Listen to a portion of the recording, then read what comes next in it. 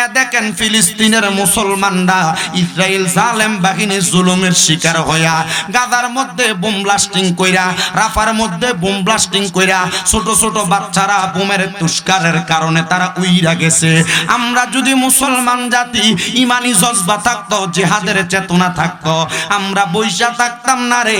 মুসলমানরে উদ্ধার করার জন্য, রক্ষা করার জন্য আল্লাহু আকবরের ইমানি জজবা অন্তরের মধ্যে নিয়ে, কলবে নিয়া আমরা মুসলমানদেরকে রক্ষা করার জন্য রওনা করতাম। আমার নবী কয়, জগতের মানুষের দলেরা তেহরান নামক এলাকা থেকে ওই গাজার মুসলমান, ফিলিস্তিনের মুসলমান, বাইতুল মুকাদ্দাসের মুসলমানকে রক্ষা করার জন্য একদল মানুষ কালা রঙের পতাকা নিয়ে রওনা করবে। ওই কালা রঙের পতাকা নিয়ে যখন তারা রওনা করবে, তাদেরকে কেউ আটকে রাখতে পারবে না। বলে হুজুর কেন? বলে তাদের সঙ্গে ইমাম মাহদী আলাইহিস সালাতু ওয়াস সালাম থাকবে। তোমরা যদি ওই সময় হাজির থাকো, তোমরা যদি ওই সময় জীবিত থাকো, যদি হায়াতে জিন্দেগিতে সময় পাও, তাহলে তোমরা বরফের পাহাড়ের উপর দিয়া হইলেও হামাগুড়ি দিয়া তাদেরকে ধরার জন্য তাদের সাথে শামিল হইতে যাইবা। আল্লাহর দরবারে ফরিয়াদ, আল্লাহ জানি না আমাদের ইমানি চেতনা আপনার কাছে কত পারছেন, তবে আমরা এই আশা অন্তরে ব্যক্ত করি গো, আমাদেরকে মরণের আগে একবার হইল মাজলুম মুসলমানের পক্ষে কথা বলার সুযোগ করে দিয়েন। বলে হুজুর গো, কেমনে মাজলুমের পক্ষে কথা বলবো? আমাদের গলার আওয়াজ ছোট, ইমানি চেতনা কম। মুসলমান রে, গলার আওয়াজ ছোট করলে চলবে না, ইমানি চেতনা কমাইলে চলবে না।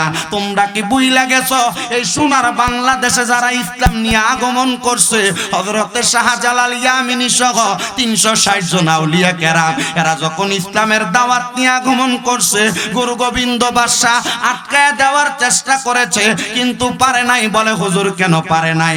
চেষ্টা করছে তীর বল্লম মাইরা আটকায়া দিবে, পারে নাই। চেষ্টা করছে বড় বড় বর্ষার আঘাত দিয়া মাইরা ফেলবে, পারে নাই। যখন বড় বড় রাজপ্রাসাদের পেছন থেকে তীর আর বল্লম মারে, শাহজালাল ইয়ামিনী বলছে, আসুনি কেউ এমন মানুষ কোনদিন আসরের নামাজের সুন্নত নামাজটা কাজা করো নাই, দাঁড়ায়া যাও, আযান দাও। হযরতে নাসিরউদ্দিন সিপাসালা রহমাতুল্লাহ আলাইহি দাঁড়ায়া আল্লাহু আকবরের আযান দেওয়া শুরু করছে রে বাবা। আল্লাহু আকবরের আযানের ধ্বনি দেওয়ার সাথে সাথে গুরু গোবিন্দ বাদশার রাজপ্রাসাদরা ভাঙ্গা দুরিশাত হয়ে গেছে। তাইলে বোঝা যায় মুসলমান তরবারি দিয়া যুদ্ধ করে না, মুসলমান তীর বল্লম দিয়া যুদ্ধ করে না, বোমা দিয়া যুদ্ধ করে না। মুসলমান আল্লাহু আকবরের মতো বড় তরবারি আর কোনো কিছুরে মনে করে না। এবার আপনারা বলেন, আল্লাহু আকবরের ধ্বনি দিয়া আমরা সোনার বাংলা সহ সারা বিশ্বের মাজলুম মুসলমানের পক্ষে কথা বলার দরকার আছে না নাই? এই কারা কারা রাজি আছেন হাত তুলে আল্লাহরে দেখান। এবার দো তাকবীর, আল্লাহু আকবার,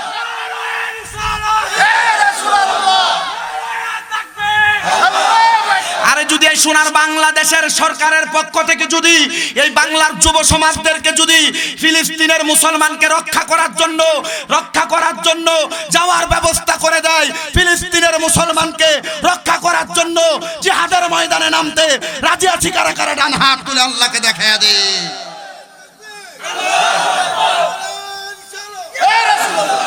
আরে একজন মুসলমান আরেকজন জালেম এর বিরুদ্ধে কথা বলবে কেন? কারণ মুসলমান মাজলুম জুলুমের শিকার হয়েছে। যতক্ষণ পর্যন্ত মাজলুমের পক্ষে, জুলুমকারীর বিপক্ষে কথা বলার জন্য অন্তরে ঈমানি চেতনা জাগ্রত না হবে, ততক্ষণ আপনি ইমানদার না। বলে হুজুর কেন? কারণ মুসলমান নির্যাতিত হবে, আর আপনি দেখা দেখা মজা নিবেন, আপনি মুরগির রান টানবেন, গরুর গোশত খাইবেন, এটা ঈমানি চেতনা না।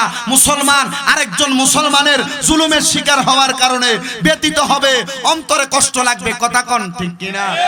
আব্বাজিরা, ফিলিস্তিনের মুসলমানরা যে আঘাতপ্রাপ্ত হইতেছে আপনাদের কাছে ভালো লাগতেছে?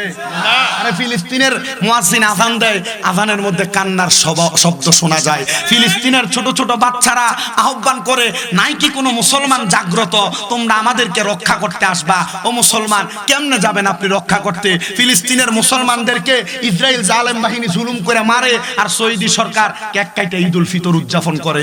আরে ঈদ তো তখন করতাম ইয়া যখন মুসলমানদেরকে জালেমের হাত থেকে রক্ষা করতা। তার জন্যই তো ঈদ, যে এক মুসলমানের পাশে দাঁড়ায়, তো সে তো মুসলমানের পাশে দাঁড়ায় নাই, আমি কেমনে তারা মুসলমান মনে করব? আল্লাহ আমাদেরকে মুসলমানের ভ্রাতৃত্ববোধ রক্ষা করে চলার তৌফিক দান করুন, আমিন কোন। এবার মুহাব্বতের আওয়াজে কন্যা আমিন। কিন্তু আপনারা আল্লাহু আকবারের আওয়াজ দিবেন, আস্তে জোরে বলতে পারেন নাই। এবার আসেন মুসলমানের জবান দিয়ে আল্লাহু আকবারের আওয়াজ, কোরআন তেলাওয়াতের আওয়াজ, আল্লাহর তাসবির আওয়াজ যদি জোরে হয় আল্লাহ কি করে শুইনা নেন। আমার দয়াল নবী রাহমাতুল লিল আলামিন নবী আমার বলে, উম্মতের দলেরা, দুনিয়ার জমিনের মধ্যে থাইকা কেউ যদি আমার আল্লাহ তাআলার ধ্বনিটাকে উঁচা করতে পারে, আল্লাহু আকবার, সুবহানাল্লাহ, আলহামদুলিল্লাহ, লা ইলাহা ইল্লাল্লাহ, এই আওয়াজগুলা জোরে করতে পারে, আমার আল্লাহ তারে দুনিয়া এবং আখিরাতে 10টা নেয়ামত দান করে। কয়টা নেয়ামত? বাড়ি ঘরে যে মা বোনেরা শুনতেছেন, মা আমি বেশি সময় বয়ান করি না, 1 ঘন্টা 20 মিনিটের মধ্যে আমি আমার ওয়াজটা গুছায় ফেলি। তবে আমি চেষ্টা করি ফালতু কথা নয়, সুন্দর কথার মাধ্যমে আমি আমার বয়ানের সময় শেষ করব। অসুবিধা হবে? এখনো কিন্তু ওয়াজ শুরু হয় নাই, ওয়াজের ঢেমু দিতেছি, ঢেমু একটু মনোযোগ দেন। আল্লাহ তাআলার প্রশংসা শুকরিয়া আদায় করলে আল্লাহ নিয়ামত দেয় কয়টা? 1 নাম্বার, আপনাদের এলাকার কোন মানুষ যদি হার্ট অ্যাটাক করে, স্ট্রোক করে, ওই মানুষটাকে ঢাকা মেডিকেলে নেয়, ল্যাবেড হসপিটালের মধ্যে নেয়, আইসিইউর মধ্যে ঢুকাইলে 60-65-1 লক্ষ টাকা খরচ হয়। কিন্তু আমার আল্লাহ কয়, জগতের বান্দারাম, যখন তোমরা আমি আল্লাহ তাআলার শুকরিয়া আদায় করো, প্রশংসা করো, আমি আল্লাহ তাআলা ওই বান্দার হায়াত বাড়ায়া দেই। টাকা লাগে না, পয়সা লাগে না, আল্লাহর প্রশংসা করলে হায়াত বাড়ে। সুবহানাল্লাহ।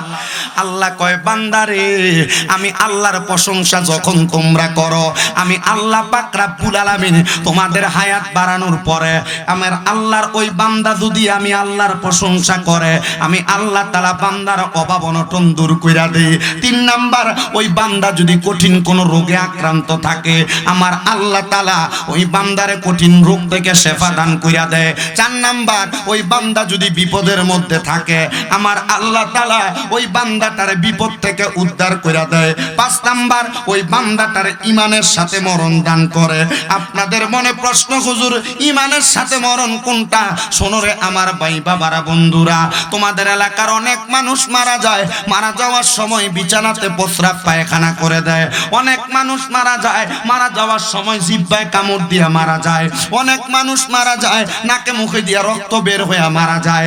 অনেক মানুষ মারা যায়, মারা যাওয়ার সময় চোখগুলা উল্টে দেয়। এটা ইমানি মরণ না, ইমানদারের মরণ না। বলে, হুজুর ইমানি মরণ কোনটাকে বলে? ইমানি মরণ এমন মজার মরণ, মরার সময় টের পাবে না, টের পাবে না। বলে, হুজুর কেন গো, কেন টের পাবে না? আমার নবী রাহমাতুল লিল আলামিন নবী আমার কয়, উম্মতের দলেরা, ইমানদার যখন মারা যাইবো, আজরাইল আলাইহিস সালাতু ওয়াস সালাম তার সামনে আসার আগে আমার আল্লাহ তাআলা 2টা রহমতের ফেরেশতা ইমানদারের সামনে পাঠাইবো। ইমানদারের সামনে 2টা রহমতের ফেরেশতা আগমন করব। ওই 2টা ফেরেশতা আগমন কইরা ইমানদারের সামনে দাঁড়াইবো। একটা ইমানদারের মাথার কাছে দাঁড়াইবো, একটা ইমানদারের মুখের কাছে দাঁড়াইবো। ইমানদার মরণের সময় একজন ফেরেশতা তার মাথার মধ্যে সুন্দর করে হাতটা বুলিয়ে দিব, বান্দা টের পাবে না। আরেকজন ফেরেশতা নাকের কাছে এমন ভাবে মেশকো আম্বরের আতরের সুঘ্রাণ ছড়াইয়া দিব, বান্দা আতরের সুঘ্রাণ পাইয়া তখন ঘুমায়া যাবে। আজরাইল বলবে, আল্লাহ, এই বান্দা তো দুনিয়ার জমিনের মধ্যে থাকা অবস্থায় বান্দা তো তার হায়াত শেষ করে ফেলছে, আমি কি তার রূহ কবজ করব? বলে, যাও না। ইমানদার যদি হন, ইমানদার বান্দার বুকের মধ্যে প্রথম হাতটা দিবে। বুকের মধ্যে হাত দেওয়ার সাথে সাথে বুকের মধ্য থেকে 2টা ফেরেশতা জবাব দিবে, এ আজরাইল, ইমানদারের বুক দিয়া রূহ কবজ করা যাবে না। বলে, কেন ইমানদারের বুক দিয়া রূহ কবজ করা যাবে না? বলে, ইমানদারের বুকের মধ্যে আল্লাহ এবং নবীর ভালোবাসা আছে, মুহাব্বত আছে, এই জন্য ইমানদারের রূহ কবজ করা যাবে না। এবার আজরাইল হাত দিবে ইমানদারের মুখ বরাবর। ইমানদার বান্দার রুহুটা কবজ করার জন্য যখন হাতটা দিবে, বান্দার কপালের মধ্য থেকে দুইজন ফেরেশতা জবাব দিবে, রে আজরাইল, বান্দার কপাল দিয়া রুহু কবজ করা যাবে না। বলে কেন কেন? বলে ইমানদার বান্দা 5 ওয়াক্ত নামাজের সেজদা দিছে, বান্দার কপালের মধ্যে সালাতের নূর আছে, নূর, এজন্য বান্দার কপাল দিয়া রুহু কবজ করা যাবে না। এবার হাত দিবে ইমানদারের ডান দিকে, ডান দিক থেকে জবাব দিবে, রে আজরাইল ফেরেশতা, ইমানদার বান্দার ডান দিক দিয়া রুহু কবজ করা যাবে না। বলে কেন কেন? বলে বান্দার ডান দিকে তার দান এবং সদকা আছে, এই জন্য বান্দার ডান দিক দিয়া রুহু কবজ করা যাবে না। বান্দার বাম দিকে হাত দিবে, বলে বান্দার রুহু তো বাম দিক দিয়া কবজ করা যাবে না। কেন কেন? বলে বান্দার বাম দিকে তার মা বাবার খেদমত আছে, এই জন্য বান্দার বাম দিক দিয়া রুহু কবজ করা যাবে না। আজরাইল বলবে, আল্লাহ কেমনে গো তার রুহুটা কবজ করব? বলে অপেক্ষা করো, কিছুক্ষণ পর বান্দার যখন রুহু বের হবে, বের হওয়ার সময় বান্দা মুখ দিয়া কালেমা পড়বে। ইমানদার যারা মরার সময় কালিমা নসিব পাবে তারা, ইমানদার না হলে কালেমা নসিব হবে না। অ্যাক্সিডেন্টে মারা যাবেন, ঘুমের মধ্যে মারা যাবেন, কালেমা পড়তে পারবেন না, যেমন তেমন ভাবে মারা যাবেন, কালেমা নসিব হবে না। ও বাবা, আমরা মুসলমান জাতি, ইমানদার জাতি একটাই কামনা করি, আল্লাহ মরণের সময় আমাদেরকে ইমানি কালেমা নসিব করায়ও। কালিমা পড়তে পড়তে যদি মারা যায়, মরার সময় কোনো কষ্ট অনুভব হবে না। হায় রে আমার ও কিশোরগঞ্জের ইটনা এলাকার এলংজুরি আশেপাশে এলাকার ভাই বাবারা, আপনারা যারা উপস্থিত হয়েছেন জানেননি, ইমানদার বান্দার যখন রুহুটা বের হবে, বান্দা জবান দিয়ে পড়বে লা ইলাহা ইল্লাল্লাহু মুহাম্মাদুর রাসূলুল্লাহ সাল্লাল্লাহু আলাইহি ওয়াসাল্লাম। বান্দা কালেমা পড়ার সাথে সাথে আজরাইল ফেরেশতা বান্দার মুখের বাতাসের মাধ্যমে রুহুটা বের করে ফেলবে। হায় রে, ইমানদার টের পাবে না, টের পাবে না, টের পাবে না। বলে কেন টের পাবে না? কারণ ইমানদার বান্দা একটা ছোট্ট বাচ্চা দুধের জন্য কান্না করলে তার মা তার মাথার মধ্যে হাত বুলে দিলে বাচ্চা যেমন আরামের সাথে ঘুমিয়ে যায়, ইমানদার বান্দা এমন ঘুমিয়ে যাবে, মরণের কষ্ট টের পাবে না, টের পাবে না। বলে হুজুর কেন টের পাবে না? কারণ ইমানদার বান্দা ইমানের দৌলতে ধনী হয়ে গেছে। দুনিয়ার সম্পদওয়ালারা টাকা পয়সা থাকলে কোনো কিছুর অভাব হয় না, ইমানের দৌলত থাকলে মরার সময় ইমান নিয়ে মরতেও কষ্ট হয় না। হায় রে, ইমানদারের রুহুটা যখন কবজ করে নিয়ে যাবে, রুহুটা ডাক দিয়া বলবে, রে আজরাইল আমারে কেন এত আস্তে আস্তে নিয়ে যাও, আরো তাড়াতাড়ি আমারে নিয়ে যাও না কেন রে? ও বান্দা মরার পরে কেন তাড়াতাড়ি আল্লাহর মাকামে যাইতে চাও? বলে তুমি যদি জানতা ইমানদারের জন্য আল্লাহ তাআলা কত বড় নিয়ামত রেডি করে রাখছে, তাইলে তুমি আর দেরি করতা না, আমারে তাড়াতাড়ি নিয়ে জান্নাতের নিয়ামত দেখাইতা। বলে হুজুর কারা ইমানদার? আল্লাহ কোরআনুল কারীমে কয়, ইন্নাল্লাযীনা আমানু ওয়া আমিলুস সালিহাতি উলাইকা হুম খায়রুল বারিয়া। আল্লাহ কয় নিশ্চয়ই যারা ঈমান আনে, নেক আমল করে, তারা হইল সবচাইতে উত্তম মানুষ, ভালো মানুষ। আল্লাহ তারা যে ভালো মানুষ, তারা যে ইমানদার, তাদেরকে আপনি কি পুরস্কার দিবেন? কয় ইমানদারের রুহুটা কবজ কইরা ফেরেশতারা যখন আসমানের দিকে নিয়ে যাবে, আসমানের রহমতের ফেরেশতারা আহলান ওয়া সাহালান মারহাবান দুয়ুফুর রহমান বলে বলে বান্দারে স্বাগতম জানাইবো। স্বাগতম জানায়া ইমানদার বান্দাকে উপরের দিকে নিয়ে যাবে। ফেরেশতা আজরাইল আলাইহিস সালাতু ওয়াস সালাম এবং জিবরাইল আলাইহিস সালাতু ওয়াস সালামের হাদিসে জিবরাইল পড়ে দেখলাম, ইমানদার বান্দার রুহুটা আজরাইল ফেরেশতার হাতের মধ্যে থাকবে না, বাইন্না যেমন ভাবে পিছলে পিছলে পড়ে যায়, ইমানদারের রুহুটা আজরাইলের হাত থেকে এমন ভাবে সরে যাবে। বলে কেন কেন? আজরাইল বলবে, আল্লাহ যাহাবাল ফিদ্দাত স্বর্ণ রূপার 2টা পেয়ালা নিলাম জান্নাত থেকে, ইমানদারের রুহুটা রাখার জন্য কোন জায়গায় ইমানদারের রুহু রাখা যায় না। বলে যেহেতু রাখা যায় না, আমি আল্লাহ বলছি, ওয়ালা তাকুলু লিমান ইউকতালু ফি সাবিলিল্লাহি আমওয়াত বাল আহইয়াউ ওয়ালাকিন লা তাশউরুন। তোমরা এমন কথা বইলো না যে ইমানদাররা মারা যায়। আল্লাহ কয় বাল আহইয়াউন, তারা জিন্দা, ওয়ালাকিন লা তাশউরুন। ইমানদারদেরকে যারা মরা বলে তারা নির্বোধ, তারা বোকা, তারা বোঝে না। হাইরে আমার মুসলমান, হাইরে আমার ইমানদার, হাইরে আমার এই কিশোরগঞ্জের ইটনারে লংজুরি আশেপাশে এলাকার বাবারা, চিন্তা করে দেখো তুমি এমন ইমানদার হইতে পারছো কিনা।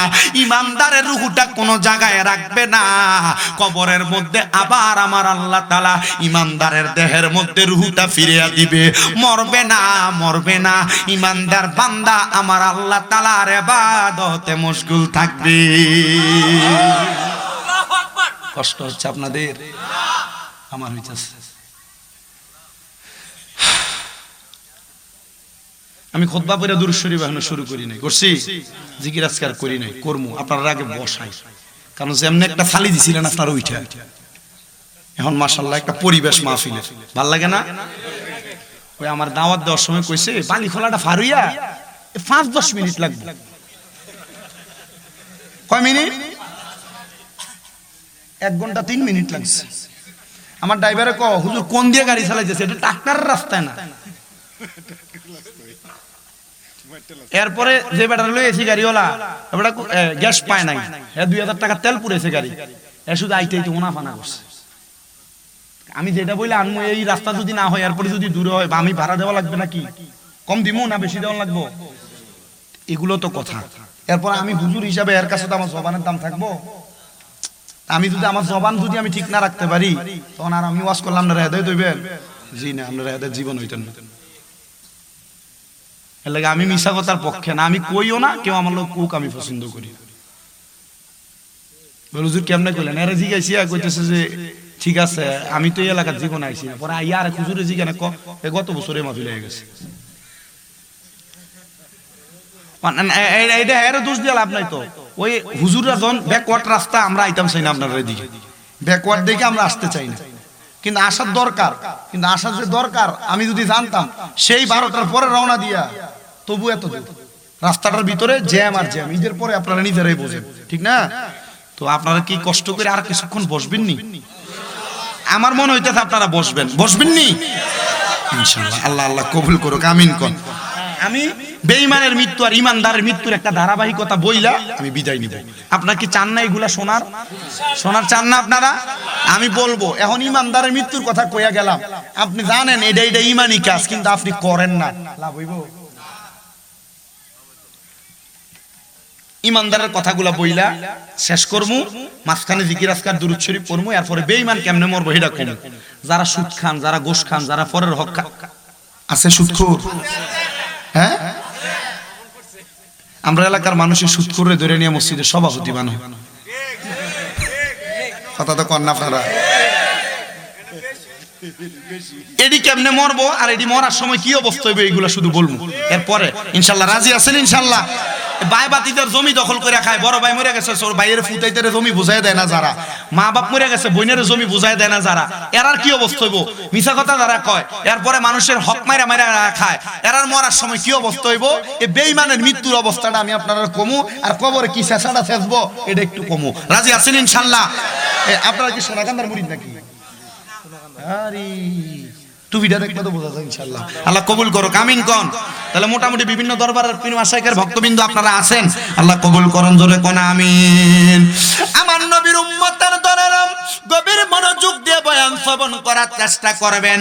ইমানদারের রূহ যখন ফিরে দেয়, এবার আমার নবী রাহমাতুল লিল আলামিন নবীর সাহাবায়ে কেরাম বলে, ইয়া রাসূলুল্লাহ, নবী গো, ও দয়ার নবী, মায়ার নবী, রাহমাতাল লিল আলামিন নবীজি, আপনি নবীর কাছে জানতে চাই, আপনি বলেন না কেমনে গো নবী, ইমানদার বান্দাটা যখন কবরে রূহ দেওয়া হবে, ইমানদারের কি কোনো ফয়সালা করা হবে না? ইমানদাররে কি জান্নাত জাহান্নাম কোনো কিছু দেখানো হবে না? আমার নবী কয়, ইমানদারের পুরস্কার দুনিয়ার কোনো মানুষ দিবে না, ফেরেশতা দিয়া দিবে না, কোনো নবী রাসূল দিয়া দিবে না। আমার আল্লাহ কোরআনুল কারীমের সূরা বাইয়িনার শেষ আয়াতে বলতেছে, জাযা জাযাউহুম ইনদা রাব্বিহিম জান্নাতু আদনিন তাজরি মিন তাহতিহাল আনহার আল আনহারু খালিদিনা ফিহা আবাদা রাদিয়াল্লাহু আনহুম ওয়া রাদু আন যালিকা লিমান খাশিয়া রাব্বা। জবান খুলে উচ্চ কণ্ঠে জোরে জোরে কোন আল্লাহু আকবার। আল্লাহ পাক রব্বুল আলামিন কোরআনুল কারীমে কয় জাযাউহুম ইনদা রাব্বিহিম, আল্লাহ কয় আমি আল্লাহর পক্ষ থেকে পুরস্কৃত করা হবে, আমি আল্লাহর পক্ষ থেকে তোমাদেরকে পুরস্কার দেওয়া হবে, জাযা দেওয়া হবে। আল্লাহ ওই পুরস্কারটা কি আপনি একবার বলেন না? আমার আল্লাহ কয় বান্দা ওই পুরস্কারটার নাম হলো জান্নাতু আদনিন, জান্নাতুল আদন। রাব্বুল আলামিন আল্লাহ জান্নাতুল আদনটা দেখতে কেমন আপনি বলেন না? আরে আমার কিশোরগঞ্জের ইটনার এলংজুরির বাবারা, আপনি কিশোরগঞ্জ শহরে একটা বাড়ি ভাড়া নিবেন, বাড়ি ভাড়া হইল 10,000 টাকা। যদি আপনারা ডাইরেক্ট 10,000 টাকা বলে, আপনি বাড়ির মালিককে বলবেন ও মালিক সাহেব আমি একটু বাড়িটা দেখতে চাই, কোন বাড়ির জন্য 10,000 টাকা দিব? সাহাবায়ে কেরাম আমার নবীরে ডাক দিয়া কয় নবী গো, ইয়া রাসূলুল্লাহ, নবী গো আমার আল্লাহ যে আমরারে জান্নাত প্রদান করব, আপনার কাছে জানতে চাই ওই জান্নাতটা দেখতে কেমন? আমার নবী কয় তাজরি মিন তাহতিহাল আনহার, ওই জান্নাতটা তো সুন্দর, ওই জান্নাতের নিচে দিয়া নহর প্রবাহিত হয়। এবার আব্দুল্লাহ ইবনে আব্বাস রাদিয়াল্লাহু তাআলা আনহু হাদিস বর্ণনা কইরা কয় ওই জান্নাতের মধ্যে একটা দুইটা তিনটা না 4 প্রকারের পানি প্রবাহিত হবে, এক প্রকারের পানি প্রবাহিত হবে না। জান্নাতের মধ্যে যেই পানিটা থাকবে এটার মধ্যে একটা পানি হইল ইন্না আতাইনা কাল কাউসারের পানি। ওই কাউসারের পানি তারা পান করবে যারা ঈমানদার, যারা মুমিন, যারা ইবাদত করনেওয়ালা। 2 নাম্বার একটা পানি থাকবে, ওই পানির নাম হলো শারাবান তাহুরা। ওই পানি তারা পান করবে যারা কোনোদিন নেশা দ্রব্য পান করে নাই, মদ খায় নাই, ইয়াবা খায় নাই, গাঞ্জা ফেন্সিডিলের মতো নেশা দ্রব্য পান করে নাই। বাবারে জান্নাতের শারাবান তাহুরা পান করার জন্য তোমরা এখন থেকে হারাম খাবার খাওয়া, নেশা করা বন্ধ করো। নেশা এমন বাজে জিনিস, রহমতের নবী নিজে বলতেছে নেশার দুর্গন্ধ যদি কোনো মানুষের মুখের মধ্যে থাকে, রহমতের ফেরেশতা তার মুখ থেকে বের হয়ে যায়, আল্লাহ রহমত তার উপর নাজিল হওয়া বন্ধ হয়ে যায়। আমার নবী কয় 3 ব্যক্তির 3 সময় ঈমান থাকে না, এর মধ্যে 1 নাম্বার হলো সেই ব্যক্তি যেই ব্যক্তি নেশা করে, নেশা করা শুরু করার পরে নেশা করা শেষ করার আগ পর্যন্ত তার ঈমান থাকে না। ততক্ষণ তার ঈমান ফিরে আসে না যতক্ষণ সে কালেমা পড়ে মুসলমান না হয়। বাবারে নেশা করার কারণে যদি তোমার ঈমান চলে যায়, নেশা করার কারণে যদি তুমি বেঈমান হয়ে যাও, মরার পরে কঠিন যন্ত্রণাদায়ক শাস্তি অনুভব করা লাগবে। আল্লাহর দোহাই লাগে ছোটখাটো কোনো নেশা বন্ধু বান্ধবের পাল্লায় পড়ে কইরো না। এই নেশার কারণে আমার নবী তোমারে পছন্দ করবে না, ফেরেশতা তোমার সাথে থাকবে না, তোমার ঈমান থাকবে না। এবার বলেন আল্লাহর নবীর কথা মানতে যায়া নেশা করব না ছাড়বো? কথা কন্যা, নেশা করব না ছাড়বো। কিন্তু আমাদের সমাজ যে নেশা করে তার লগে বন্ধুত্ব করে, যে নেশা করে তার সঙ্গে সুসম্পর্ক করে, বলে কি লেগা রে, বলে আমার লগে যদি ঝগড়া লাগে আমি একজন ডাক দিলে একজন আসবে না, কিন্তু নেশা করে লগে বন্ধুত্ব লাগলে তার লগে একজন লাগলে তে 10টারে ফোন করে আইনা ভিড়া লাগায়। আপনি দেখবেন বালা মানুষ হুজুর এর লগে লাগছে কেউ আইতো না এর পক্ষে হইয়া, নেশা করে এরা ব্যাপারটা মনে করেন আমি নেশা করি, আমার যদি একজন মার আমি যদি ফোন দেই আমার লগে আর 10টা নেশা করাইবো, কেডারে মারছে তারে? আমরা কথা কই না কে রে? কথা কন্যা আছে না নাই? তাহলে বলেন যারা নেশা করে তাদের ঈমান কি থাকে না চলে যায়? তাহলে নেশা করার সময় নেশা করার ঈমান থাকে না। আর 2 প্রকারের ব্যক্তির ঈমান থাকে না, এর মধ্যে 2 নাম্বার হলো ওই ব্যক্তির ঈমান থাকে না চোর যখন চুরি করে তখন তার ঈমান থাকে না। আব্বাজি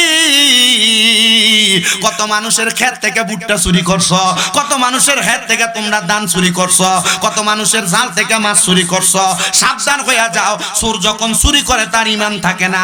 তো চুরি করার পরে তো একবারও কালেমা পড়ছো না, ঈমান আছে না গেছে এটা তুমি নিজে হিসাব করে দেখো। আর 3 নাম্বার, জিনাখোর যখন জিনা করে, ও বাবা বিয়া করছো, করে বউ আছে, অন্য বেডির লগে সম্পর্ক করো। ও পোলাপান, আল্লাহর রাস্তায় দুনিয়ার জমিনের মধ্যে যারা খারাপ সম্পর্ক করো, সাবধান হয়ে যাও, এটার কারণে তোমার ঈমান থাকে না। তাহলে 3 প্রকারের ব্যক্তির ঈমান থাকে না 3 কাজের সময়। এর মধ্যে 1 নাম্বার, জিনাখোর জিনা করার সময় ঈমান থাকে না, নেশাখোর নেশা করার সময় ঈমান থাকে না, চোর চুরি করার সময় ঈমান থাকে না। এবার বলেন এই 3 রকমের কাজ আমরা বন্ধ করার দরকার আছে না নাই? কেমনে জানি কারো জোরে কোন আছে না নাই?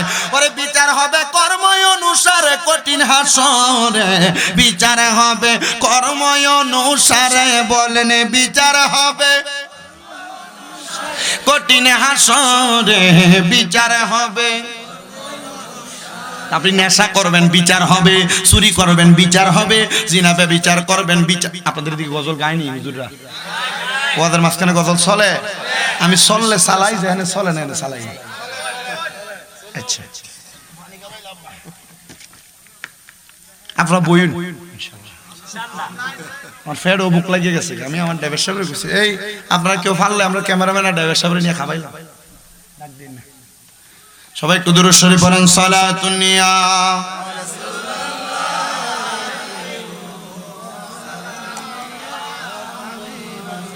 জামালে আশিকা বাসদ মুহাম্মদ, খেয়ালে ও বরা বাসদ আহমদ, সালাতুন নিয়া।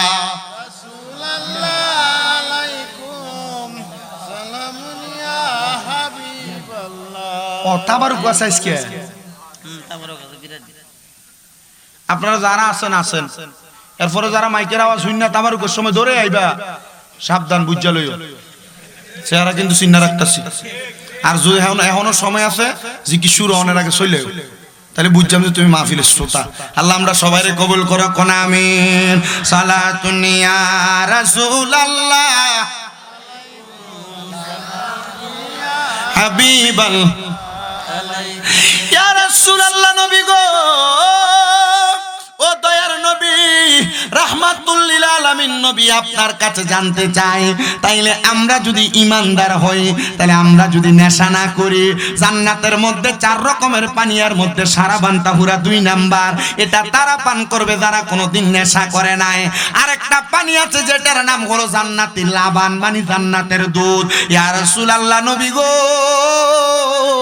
ওই জান্নাতের দুধ কারা পান করবে? আমার নবী কয় তারা পান করবে, তারা পান করবে যারা কোনোদিন পরের হক মাইরা খায় নাই। আব্বা আগে ক্ষেতের লাল ছিল 1 আর 2 হাত, এটারে কুবাইতে কুবাইতে এখন হাতের বান বানাইছো। আল্লাহর কসম, কেউ যদি কারোর এমন জমি সম্পদ মাইরা থাকো, কারোর সম্পদ লুটতরাজ করে থাকো, কারোর সম্পদ পাও না তুমি বুঝায়া দেও নাই, টাকা হাওলাত নিয়ে বুঝায়া দেও নাই, আল্লাহর কসম করে বলি জান্নাতের দুধ পান করতে পারবা না, জান্নাতের দুধ পান করতে পারবা না। আমরা সমাজে পয়সা 1000 টাকা চিনি দেন না, বিহাল বেলা দিয়া লাইতাছি, এ কথা কইয়া কত হাজার টাকা নিছে, এরপরে আর তারে খুঁজো পাওয়া যায় না। টাকা খুঁজতে গেলে 10টা ধমক মারে, এ বেটা তোর টাকা কি লইয়া বাইকে জামুগা নিয়ে এই কথা কইয়া উত্তর দেয়, এমন সোর আছে না নাই?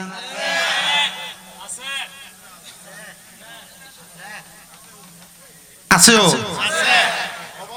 ইয়া আপনার সামনে ট্রেজিং ঝাবড়া কি দেও আছে? আমার লগে কইেন, লগেরটার লগে কইেন না, কারণ এবারটা নিজে বুঝবো, দেখবেন বহুত আপনার উপরে ফেলে দেবো গা। আপনার কষ্ট আছে। আমি কিন্তু মোটামুটি ভিডিও করিস না, এনে কয়টা চা, 1টা 2টা 3টা 4টা 5টা 6টা 7টা 8টা, ওইটি ফরে সাইডে দিলে এখান থেকে দেখতে লয়। যা কই একটু শোনো, আমার এই আমি এখন যে ওয়াজটা করতেছি, লাস্ট 2 বছর আমি মিনিমাম 500 মাহফিলে এই ওয়াজটা করছি। বলে হুজুর এক ওয়াজ বারবার গেলে কয়টাই করেন, আর এইটা করলেই দেখি মোটামুটি কিছু মানুষ হেদায়েত হয়। আলহামদুলিল্লাহ কন্যা আব্বা যা করেন আর না করেন, টাকা পয়সার লেনদেন থেকে দূরে থাকার চেষ্টা করেন। বলে হুজুর কি লেগা বিপদ ছাড়তাম না, ওমা এখন বিপদ ছাড়তে গেলে সুদ আনা লাগা। যদি কয় আমার 10,000 টাকা দরকার, 1 সপ্তাহ পরে 1000 টাকা দাম লাগবে 10,000। কথা কন না কেন?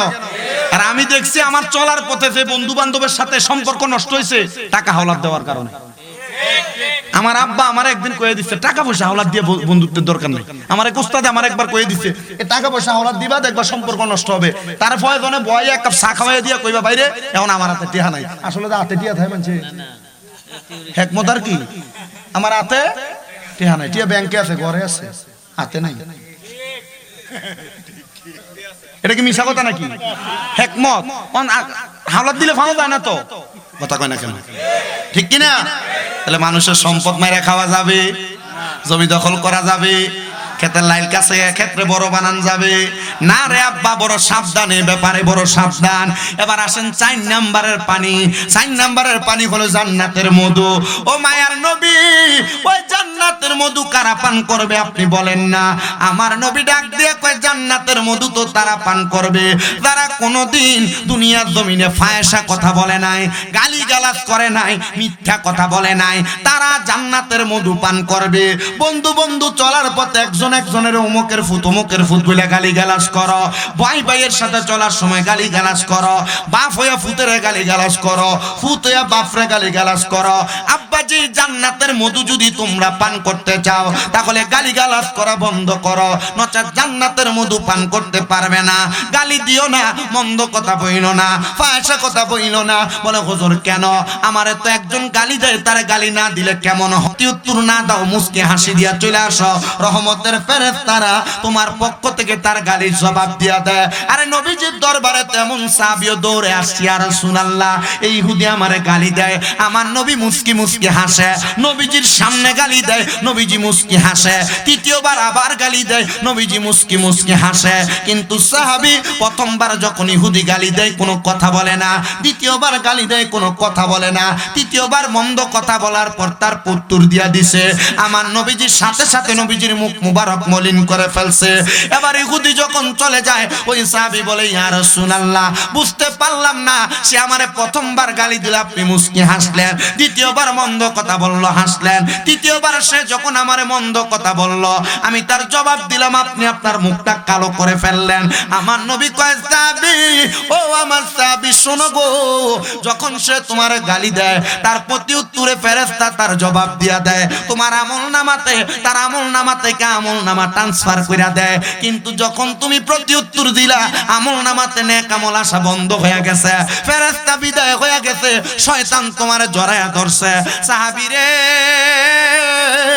মনে রাখবা, মন্দ কথা কেউ যদি বলে, যদি কোনো মানুষ ধৈর্য ধারণ কইরা তার শাহাদাত আঙ্গুলি দ্বারা তার কানের মধ্যে হাত দিয়া ফিরে আসতে পারে, আমার আল্লাহ তাআলার অসংখ্য ফেরেশতা ওই ব্যক্তির জন্য নাজিল হয়, তার আমলনামার মধ্যে নেক আমল লেখে। ব্যবসা করবা গালি দিও না, কর্মচারীর সঙ্গে খারাপ ব্যবহার করো না, গালি দিও না, মন্দ কথা বইলো না, স্ত্রীকে গালি দিও না, স্ত্রীর স্বামীকে গালি দিও না, লানত দিও না। আব্বুজি তাইলে জান্নাতের মধু পান করতে পারবা? মায়ার নবী গো, আপনি তো বলেছেন জান্নাতে তো সুন্দর, জান্নাতের নিচে দিয়া নদী প্রবাহিত হয়। ও নবী গো, ওই জান্নাতে আমরা কতদিন থাকবো? আবার নবীজি আল্লাহ তাআলার কুরআনুল কারীম তেলাওয়াত করে শোনায় খালিদিনা ফিহা, ওই জান্নাতের মধ্যে চিরস্থায়ী বাসিন্দা হইয়া থাকবা।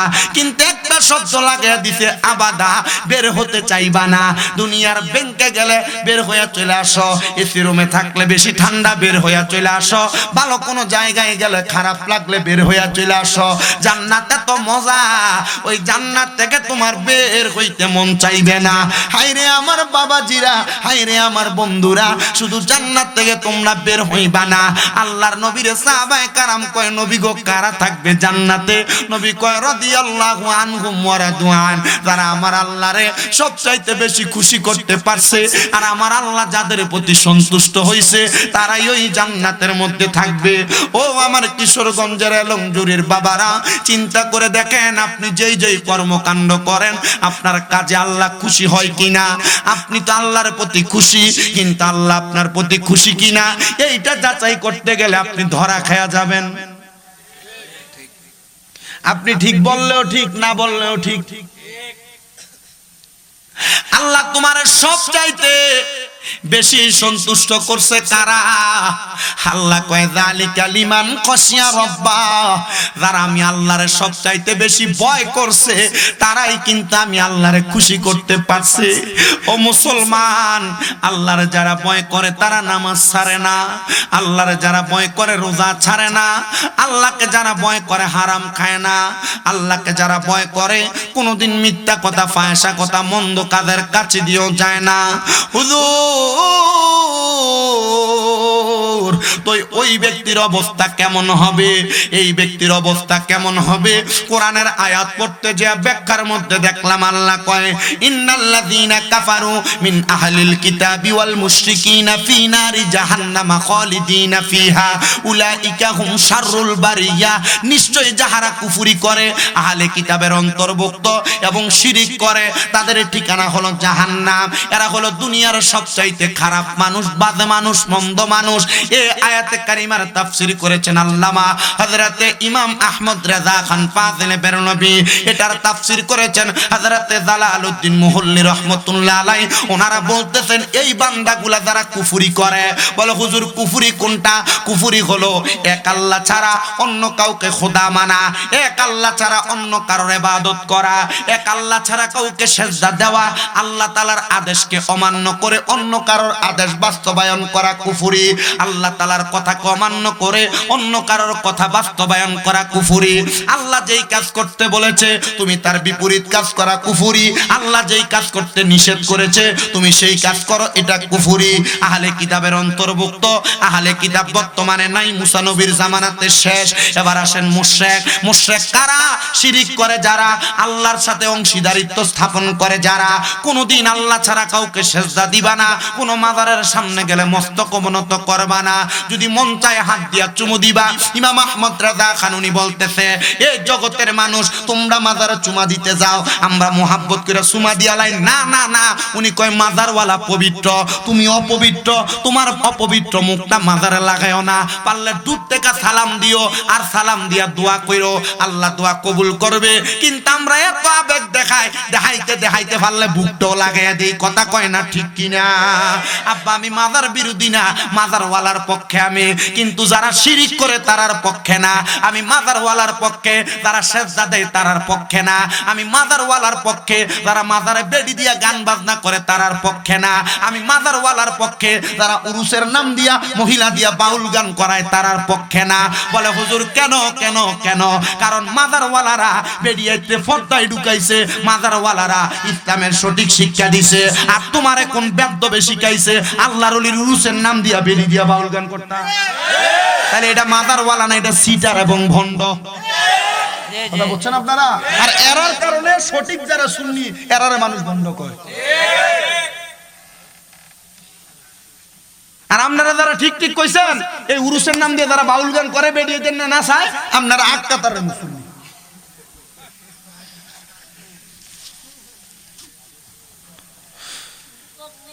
কষ্ট দিতেছে আপনারা?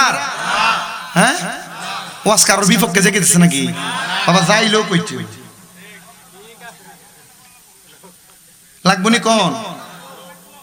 আচ্ছা, আল্লাহ আপনারা বোঝার তৌফিক দান করুন। তবে আসতে কইছে, এখন আসতে কইছেন এ কোনটা দিয়ে আজুরে কয় না আমিন, কয় না আমিন। আল্লাহ আপনারা বোঝার তৌফিক দান করুন, আরো জোরে কয় না আমিন। এ মুসলমান ইমানদার গভীর মনোযোগ অন্তরের কানটা লাগায় বয়ান শ্রবণ করবাম। আমি আপনাদের কাছে যুগের ধারাবাহিকতায় কয়েকটা কথা বলতেছি। তো আসেন যেই কথা বলতেছিলাম আল্লাহর ওলিদের কথাগুলা বলতে যে আমি সেই ধারাবাহিকতায় আসছি। তো আল্লাহর ওলিরার এই কথাগুলা বলতে যায়া আমি বেঈমানের মৃত্যুর অবস্থার কথা বলি। তো ইমানদার তো বড় মজার মতো আরামের সাথে মরল। তারা বেঈমান বেনামাজি খারাপ মানুষ, তারা কেমনে মরবে একটু শুইনা লও বাবারা। হুজুর কেমনে মরবো তাদের মরার খবর আমি জানতে চাই। কোন বেঈমান বেনামাজি খারাপ মানুষ বাজে মানুষ ইন্তেকাল করার সময় আজরাইল আসার আগে তার সামনে দুইটা ফেরেশতা আসবে, কিন্তু ইমানদারের কাছে যেই ফেরেশতা আসবে বেঈমানের কাছে সেই ফেরেশতা আসবে না।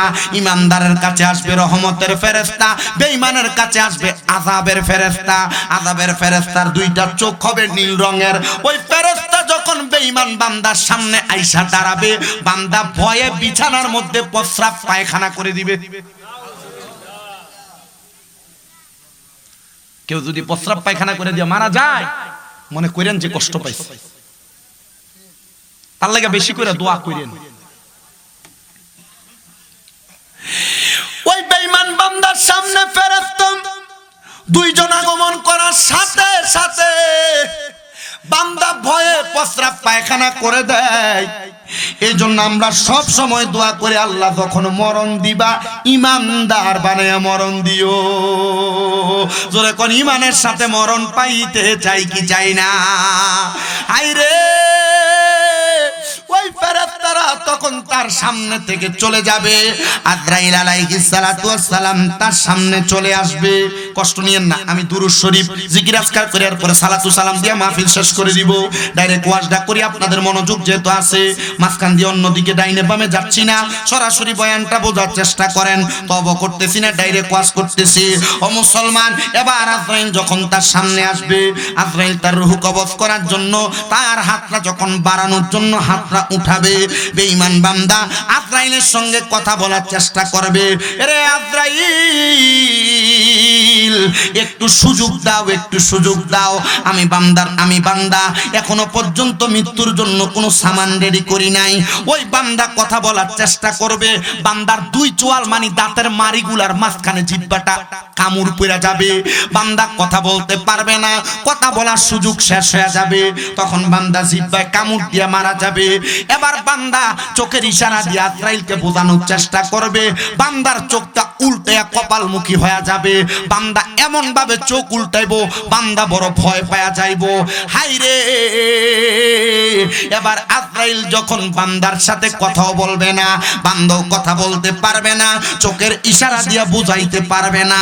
এবার আজরাইল বান্দার বুকের মধ্যে যখন হাতটা দিবে, বান্দার কাছে মনে হবে পৃথিবীর সবচাইতে বড় বড় পাহাড়গুলা মনে হয় বান্দার বুকের মধ্যে চাপায়া দিছে। আহারে, আজরাইলে বুকটাতে হাত দেওয়ার সাথে সাথে বান্দার ঘাড়ের রগগুলা ঠাস ঠাস করে ছিঁড়ে যাবে, পায়ের রগগুলা ঠাস ঠাস করে ছিঁড়ে যাবে, হাতের সাহারকগুলা ঠাস ঠাস করে ছিঁড়ে যাবে, রক্ত চলাচল করতে পারবে না। বান্দার নাকে মুখে দিয়া রক্ত বের হবে। কেন নাকে মুখে দিয়া রক্ত বের হয় একটা বার কি বোঝার চেষ্টা করছো? নাকে মুখে দিয়া রক্ত যখন বের হবে, ওই বান্দার রূহটা তখন বের করবে। পয়গম্বর ইদ্রিস আলাইহিস সালাতু ওয়াস সালাম কয়, একটা জীবিত বকরিরে ছাগলরে লটকায়া দিয়া জীবিত অবস্থায় চামড়াটা টাইনা টাইনা ছিঁড়া ফেললে ওই বকরির যত কষ্ট হয়, বেঈমান বান্দার তত কষ্ট হবে। হায়রে, বেঈমান বান্দার রূহটা নিয়ে যখন আজরাইল ফেরেশতা যাবে, ডাক দিয়া বলবে, রে আজরাইল, আমারে কেন এত তাড়াতাড়ি নিয়ে যাও? তুমি যদি জানতা আল্লাহ তাআলা আমার জন্য কত কঠিন আযাবের ব্যবস্থা করছে, তাইলে তুমি আমারে এত আস্তে আস্তে নিয়ে যাইতা না। রে না, আস্তে আস্তে নিয়ে যাব না, তাড়াতাড়ি নিয়ে যাব। ফেরেশতা আজরাইলের নাকের মধ্যে এইভাবে রুমাল দিয়া চাপ দিবে, রূহটা নিয়ে প্রথম আসমানের মধ্যে যাবে। রহমতের ফেরেশতা তো থাকবে না, ফেরেশতারা ওই বেঈমান বান্দা বেনামাজি বান্দার রূহ দেইকা থু থু বলে থুতু নিক্ষেপ করবে। আজরাইল বলবে, কেন রে তার উপর থুতু দাও? সে তো মারা গেছে, তার তো এখন আর কোনো কিছু নাই। বলে, বান্দা গুনাহ করতে করতে তার রূহটা একটা দুর্গন্ধযুক্ত রূহ হয়ে গেছে, এই জন্য আমরা বান্দার দিকে থুতু দেই। আজরাইল, তুমি কেন কাপড় লাগাইলা? বলে, তোমরা যেই কারণে কাপড় লাগাইছো, বান্দার রূহটা দুর্গন্ধযুক্ত রূহ। তুমি নামাজ না পড়লে, গুনাহ করলে, খারাপ মন্দ কাজ করলে তোমার রূহতে দুর্গন্ধ তৈরি হয়ে যায়। এটা তুমি বুঝবা না, এটা বুঝবে ফেরেশতারা। এই জন্য তোমার কাছে ফেরেশতা আসে না। তুমি যে বলো তুমি দোয়া করো কবুল হয় না, হইতো কেমনে? তুমি তো নেক আমল করো না। তুমি যে বলো কত কিছু আল্লাহর কাছে চাও, আল্লাহ আমারে দেয় না, লগেরটারে দেয়, পাশের বাড়িতে দেয়, দিব কেমনে? তোমার তো গুনার পরিমাণ বেশি। হায়রে, ও আমার এলংজুরি এলাকার বাবারা, আশেপাশে এলাকার মুসলমানেরা, ওই বেঈমান বান্দার রূহটা নেওয়ার পর আজরাইল ফেরেশতা উপরের দিকে যাবে, তাকে দেখবে আসমানের দরজা বন্ধ, ডাইনে বন্ধ, বামে বন্ধ, সামনে বন্ধ, পেছনে একটা দরজা খোলা। ওই দরজা হলো ফি নারি জাহান্নাম, ওই জাহান্নামের দরজা খোলা। 1 নাম্বার 2 নাম্বার 3 নাম্বার নাই। বেঈমান বেআমল বান্দার জন্য আল্লাহ তাআলা হাবিয়া নামক দুজক রেডি করে রাখছে। দুজকের মধ্যে যে দিবে এমনি এমনি দিবে না। আমরা জানি একটা মানুষে কবরে প্রশ্ন করে মান রব্বুকা ওমান দিনুকা ওমান নাবিয়ুকা, না রে বান্দা, সবার জন্য কবরে প্রশ্ন না, সবার জন্য কবরে প্রশ্ন না, সবার জন্য কবরে প্রশ্ন না। হুজুর কেন সবার জন্য কবরে প্রশ্ন না? কারণটাও শুই নালো, কারণটাও যাই নালো, কারণটা শুই নালো। কারণ কবরের মধ্যে যাওয়ার পর বেঈমান বান্দা এটার চেহারা দেখেই বোঝা যাবে বেঈমান, ইমানদার বান্দার চেহারা দেখে বোঝা যাবে এটা ইমানদার। হাইরে মুসলমান ইমানদারেরা, একটু মনোযোগ দিয়া শোনার চেষ্টা করো, আর অল্প কিছুক্ষণ সময় দিবা। আল্লাহ তাআলার যা ইচ্ছা তিনি তাই করবেন, কারণ লা ইউকাল্লিফুল্লাহু নাফসান ইল্লা উসআহা। আল্লাহ তাআলা কারোর সাধ্যের বাহিরে কোনো কিছু চাপায়া দেয় না। বৃষ্টি হবে, কত মানুষ বৃষ্টি পায় না, তার জন্য আফসোস করে, এটা আল্লাহ তাআলার ফয়সালা। কেমনে আল্লাহ তাআলা মীমাংসা করবে এটা আল্লাহই ভালো জানে। তবে আমার টেনশন বেশি, গাড়িটা লয়ে যাওয়া লাগবে নি।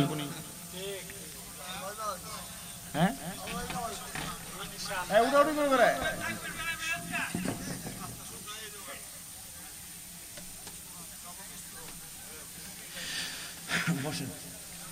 এক ঘন্টা হয়েছে, আমরা কোথায় মানে খেতার আইল কেটে দেওয়া লাগবো নাকি? বইও বাপ এমনি যাইবো। তুমি যদি আল্লাহর প্রিয় বান্দা হও, আল্লাহ এমনি তোমার ক্ষেতের উপর বৃষ্টি দিবে। দেখো 4 জনের ক্ষেতে বৃষ্টি নাই, কথা কয় না, ঠিক কিনা? আল্লাহ আমরারে কবুল করেন, জোরে কোন আমিন। এ মুসলমান, ওই বেঈমান বান্দাটারে যখন শাস্তি দেওয়া হবে, বান্দারে জাহান্নামে নিবে, বান্দারে কোনো সওয়ালের জবাব করা লাগবে না। ওই বান্দাটারে সওয়ালের জবাব যেহেতু করা লাগবে না, বান্দারে ডাইরেক্ট জাহান্নামে।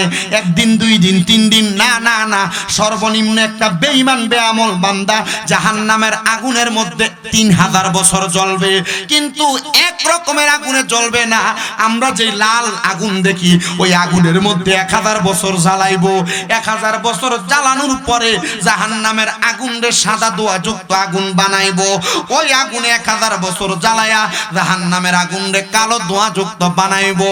ওই জাহান্নামের আগুনে জ্বলার পর বান্দারে দাঁড় করাইবো। এ বান্দা কি বলবা বলতে পারো? বান্দা তখন বলবে না, বলবে না, বলবে না।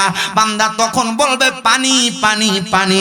হুজুরকে প্রশ্ন করি, ইয়া রাসূলুল্লাহ, আপনার কাছে জানতে চাই তখন কি তারে পানি দেওয়া হবে? আমার নবী কয় দেওয়া হবে রে, কিন্তু দুনিয়ার পানি দেওয়া হবে না। মায়ার নবী গো, কোন পানি দেওয়া হবে আপনি নবী বলেন না। আমার নবী জানিয়ে দেয়, ওই বান্দাটারে একটা লোহার গরম পাত্রে, লোহার গরম মগরে আগুনের মধ্যে গরম করলে কয়লা যেমন উত্তপ্ত লাল থাকে, এমন গরম লোহার পাত্রের মধ্যে পানি দিবে, কিন্তু সাদা পানি না। বান্দারে যে পানি দিবে, ওই পানি হলো তিনাতুল খাবার। ওই পানি অন্য জাহান্নামীরা রক্ত আর পুষ দিব বান্দাকে খাওয়ার জন্য। খা বান্দা, খা বান্দা, খা জাহান্নামের এই পানি খা। বান্দা কি পান করবে? বলে হ্যাঁ। বান্দা যখন পানিটা মুখে দিবে, বান্দার জিহ্বা গইলা যাবে, বান্দার পেটের নাড়ি বুড়ি গুড়া গইলা পায়খানার রাস্তা দিয়া থই থই করে নিচের দিকে পড়বে।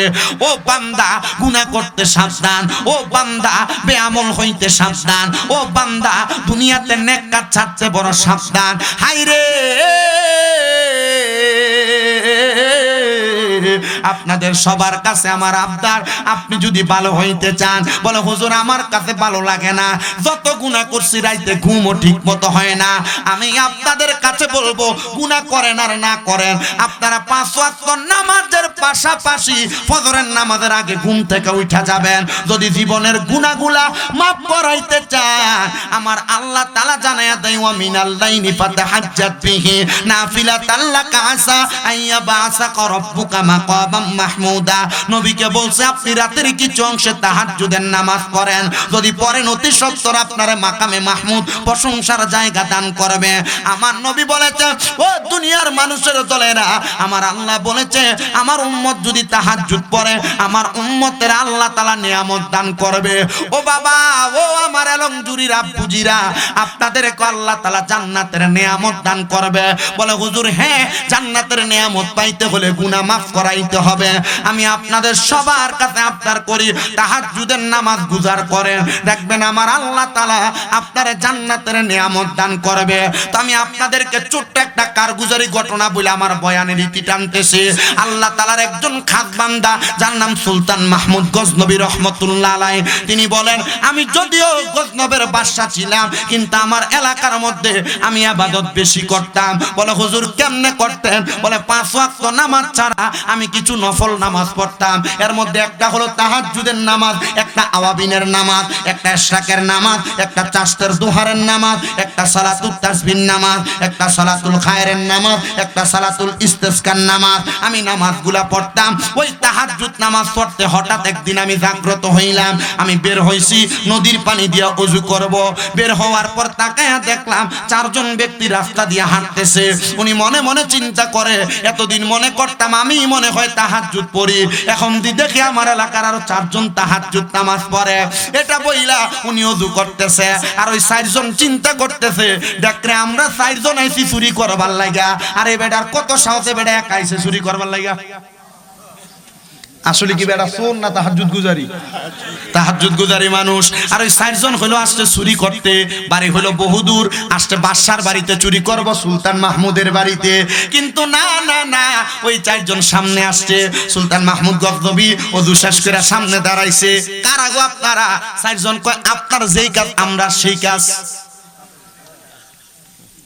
ডাক দিয়া বলতেছে ঠিক আছে আপনার যেই কাজ আমরা সেই কাজ। আমি তো একা আসছি। বলে তুমি একা একা আসলা চুরি করতে? আমরা 4 জন সাহস করি না, তুমি কেমনে চুরি করবা? আসুন আমরা একসাথে চুরি করি। বাদশা কয় কিরে আমি তো তাহাজ্জুদ নামাজের কথা চিন্তা করছিলাম, আর আমারে কয় চুরি করতে। বাদশা কয় আচ্ছা তাদেরকে একটু চেক করে দেখি, পরীক্ষা করে দেখি। তারা 4 জনরে বাদশা জিগায় তো চুরি যে করবা, যা চুরি করবা ভাগ করবা কেমনে? আমরা 4 জন সমান ভাগ নেই, যার যত ক্ষমতা সে তত ভাগ পায়। বলে তোমরার ক্ষমতা কি? একজনরে ডাক দিয়া কয় তোর ক্ষমতা কি? আমি যখন কোনো বাড়িতে চুরি করতে যাই প্রথমেই তো কুকুরে বাধা দেয়। কুকুর যখন কেউ কেউ ডাকে, কুকুর কি কয় আমি কুকুরের ভাষা বুঝতে পাই। কয় তাইলে তোমার এই ক্ষমতা? বলে আরেকজনের ক্ষমতা কি? সে কয় আমার ক্ষমতা হইল আমি যেই কোনো ঘরের দরজার সামনে গেলে আমি ওই ঘরের দরজাটা ইশারার সাথে খুলে ফেলতে পারি। আরেকজনের জিগায় তোর ক্ষমতা কি? বলে আমার ক্ষমতা আমি ঘরের মধ্যে প্রবেশ কইরা নাকের ঘ্রাণ টান দিলে কোন জায়গায় টাকা মণি মুক্তা স্বর্ণ জহুরত আছে আমি বলতে পারি। আরেকটার জিগায় তোর ক্ষমতা কি? আমার ক্ষমতা হইল আমি রাত্র বেলা তারে দেখি, দিনের বেলা তারে চিনি। আল্লাহু আকবার। বলে তোমার ক্ষমতা কি? 4 জনে জিগায় আমার ক্ষমতা হইল তোমরা তো চুরি করো, আমি ডান দিকে তাকাইলে জেল হাজত মাফ হইয়া যায়, আমি বাম দিকে তাকাইলে একটা মানুষের ফাঁসি মাফ হইয়া যায়। এরা চিন্তা করছে চুরি করলে তো জেল হাজত হইব, আর নাইলে ফাঁসি হইব। আজকে বাদশার বাড়ি তুই চুরি করবো, জেল হাজত হইলো এটার কারণে মাফ হইব, ফাঁসি হইলো এটার কারণে মাফ হইল। চলো চুরি করি। পুরা বাড়ির মধ্যে ঢুইকাম যত স্বর্ণ গয়না মণিমুক্তা চুরি করবে ঢুকতেছে, কুকুর ঘেউ ঘেউ করে ডাকতেছে। বাদশা সুলতান মাহমুদ জিগায় এ কুকুর কি কইলো? কয় কুকুর বলতেছে যার বাড়ি তারে নিয়েই নাকি চুরি করতে ঢুকতেছি। কুকুর মনে হয় সারাদিন খায় না এই জন্য উল্টা পাল্টা বকে। আসলে কি উল্টা বকে না, কুকুর ভালা বকে। এজন্য বাড়ির আশেপাশে কুকুর থাকলে দৌড়াইও না, মাইরো না, পারলে খাওয়াইও, নাহলে তারে তার মতো রাইখো। মনে রাখবা মানুষ বেঈমানি করবে, কুকুর কোনোদিন বেঈমানি করবে না। ঘরের সামনে গেছে, ঘরের দরজা খুলে ফেলছে, গান শুঙ্গা শুঙ্গা বলছে এই জায়গায় মাল আছে। সব মাল একত্রিত কইরা বাসার একটা ঘরের একটা সাইডে রাখছে। এমন টাইমে চারদিকে আজান। বাদশা কয় তাহাজ্জুদ পড়তে পারি নাই, ফরজ নামাজ তো ছাড়া যাবে না। বাদশা কয় 4 সুরে এক ঘরে ঢুকায়া যখন তারা মালগুলা দেখতেছে আমি দরজা মাইরা দিছি। চার চোরের কান্না শুরু। বাদশা ফজরের নামাজটা আদায় কইরা পুরো এলাকার মধ্যে খবর দিয়া দিছে, এলাকার মানুষ বাদশার বাড়িতে চুরি করতে আসছে চার চোর, তাদের বিচার হবে, সবাই হাজির হও। তাদের কি বিচার হবে তোমাদের সামনে হবে। সুলতান মাহমুদ গজনবী রহমতুল্লাহ আলাইহি এই কথা ঘোষণা দেওয়ার পর উনি মজলিসে বসছে, সব মানুষ হাজির। কাঠগড়ার মধ্যে চার চোরকে দাঁড় করানো হয়েছে, কিন্তু তিনটা চোর চোখের পানি ফালায়া ফালায়া কান্দে, একটা মুস্কি মুস্কি হাসে। কোনটা কোন তো যেটা রাইতকে দেখে দিনে সিনে। বাদশা জিগায় কারণ কি? এ চোর চারজন তো একসাথে চুরি করলা, তিনজন কান্দে, তারা শাস্তির ভয়ে, তুমি কেন কান্দো না? ওই সোরা ডাক দিয়া কয়, হুজুর এটা তো ইনসাফ না, রাত্রে একসাথে চুরি করলেন আর এখন আমরারে বিচার করবার লাগে আপনি কাঠগড়ায় বসছেন। ডাইনে তাকায় বামে তাকায় মাফ করে দিতেন। ওই চারজন ডাক দিয়ে বলতেছে, হুজুর আপনি চাইলে আমাদেরকে ফাঁসি দিতে পারতেন, আপনি চাইলে আমাদেরকে কঠিন শাস্তি দিতে পারতেন, কেন দেন নাই? বলে একটাই কারণ, আমি গতকালকে তোমাদেরকে সময় দিয়েছি, তোমরা আমাকে সময় দিয়েছো। চারজন চোরা একসাথে কাঠগড়ার মধ্যে সেজদায় পড়ে গেছে আর ডাক দিয়া কয়, আল্লাহ দুনিয়ার একজন বাদশা, তারে আমরা এক রাত্র সময় দেওয়ার কারণে বাদশা যদি আমাদের জেল হাজত ফাঁসি মাফ করে দিতে পারে গো, তুমি আল্লাহ তো বাদশারও বাদশা, আমরা যদি এতদিন তুমি খোদারে সময় দিতাম, তুমি আমাদের জীবনের গুনাহ মাফ করতা, আমরা রিজিকের ফয়সালা করতা, আল্লাহ তুমি আমারে ক্ষমা কইরা দাও। বাদশা ডাক দিয়ে কয়, ওয়াদা করো আর কোনোদিন চুরি করবা না। কয় হুজুর চুরি না করলে খামু কি? কয় আমার বাড়িতে চাকরি করবা।